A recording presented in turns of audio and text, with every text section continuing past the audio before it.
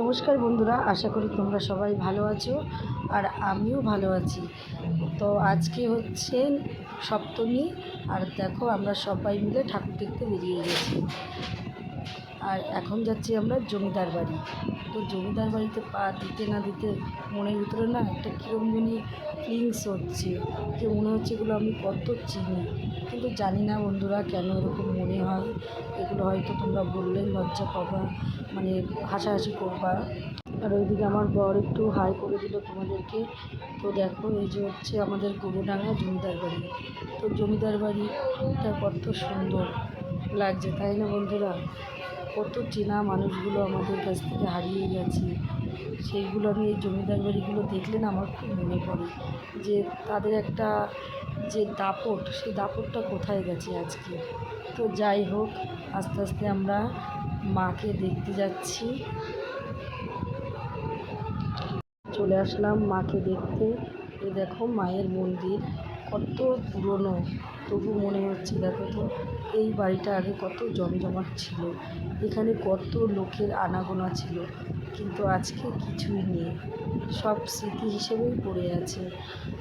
তো বন্ধুরা, বললেই বিশ্বাস করবে না, তোমরা সবাই পাহাড় পর্বত দেখতে ভালোবাসো, আর আমার ভালো লাগে এই পুরনো বাড়িগুলো, মানে আগের কালের পুরনো রাজমহল, এইগুলো আমি দেখতে খুব ভালোবাসি।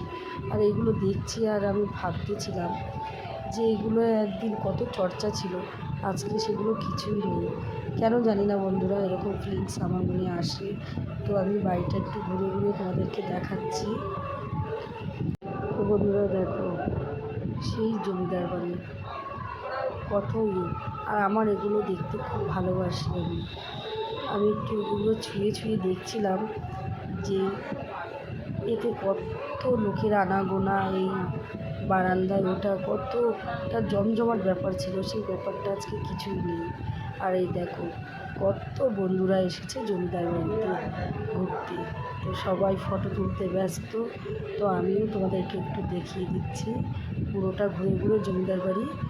আর এই দিকটা হচ্ছে গেট, আর ওই যে এখন দেখাচ্ছি পুকুর, সামনে একটা দ্বীপ মতো আছে, সেগুলো আর তোমাদের সঙ্গে শেয়ার করা হয়নি।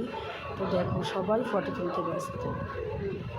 তো তারপরে আমি একটু ভাবলাম যে আমি একটু ছুঁয়ে দেখবো সবগুলো, যে এতে ছোঁয়াতে কী আছে, কোথায় সেই মানুষগুলো। জানি না কেন এরকম ফিলিংস আমার মধ্যে আসে, সেটা আমি বলতে পারবো না, কিন্তু আমি একটু ছুঁয়ে ছুঁয়ে দেখছিলাম যে এই ফিলিংসগুলো আমার মধ্যে কেন আসে, আর কত পুরনো। সবাই অনেক জল, নদী, নালা, পর্বত এগুলো দেখতে ভালোবাসে না, আমি কেন এরকম এইসব দেখতে ভালোবাসি, সেগুলো আমি ধরছিলাম আর ভাবছিলাম। তো আমার একদমই ওখান থেকে আসতে ইচ্ছা করছিল না, কিন্তু আসতে তো হবেই। এই দিক দেখো আমার মেয়ে আমাকে বলছে, মা তোমার মুখটা কালো হয়ে গেল কেন? তো আমি বলছিলাম যে আমার ভালো লাগছে না তাই। তো জমিদার বাড়ি থেকে আসতে কিন্তু খুবই কষ্ট লাগছে।